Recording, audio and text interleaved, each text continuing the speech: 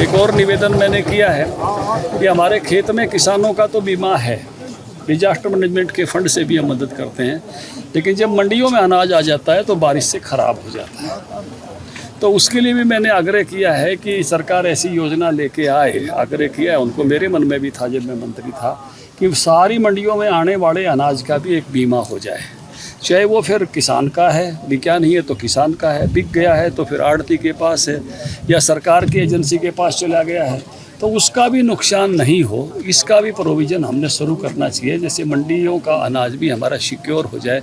ये भी मैंने आग्रह किया है।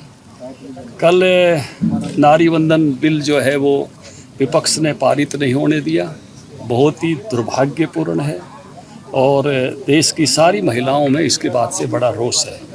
33% की भागीदारी हो जाती है, एक नया देश नए आयाम पर पहुंचता। 27% की जीडीपी में बढ़ोतरी होती है अगर महिलाओं का पार्टिसिपेशन एक सम्मानजनक होता है। तो दुनिया के 140 देश हमसे आगे हैं, लेकिन कांग्रेस पार्टी ने जिस प्रकार का जो है ये तरीका अपनाया है, उन्होंने महिलाओं की हिस्सेदारी को रोका है।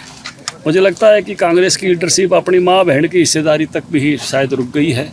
देश की बाकी महिलाओं की हिस्सेदारी जब वहाँ उनको वो आसपास सदन में दिखाई देती हैं, तो भारत की सामान्य महिला की हिस्सेदारी भी जो है सुनिश्चित की जानी चाहिए। कम से कम इस भाव के साथ इस पर आगे बढ़ना चाहिए था, जो बहुत दुर्भाग्यपूर्ण रहा। सारे देश में इसकी निंदा हो रही है। कांग्रेस पार्टी ने अपने जो जिन्होंने क्रॉस वोट किया था उनको सस्पेंड किया है, लेकिन कुछ लोग ऐसे भी थे जिन्होंने वोट कैंसिल करवाए, तो चुंदड़ी में लगा हुआ दाग छुपेगा नहीं। धनखड़ साहब, महिला बिल की आपने बात करी। राहुल गांधी ने कहा है कि 2023 में जो बिल आया था वो पार्टी को लेके आना चाहिए था, भाजपा को, जिसका हम समर्थन करेंगे।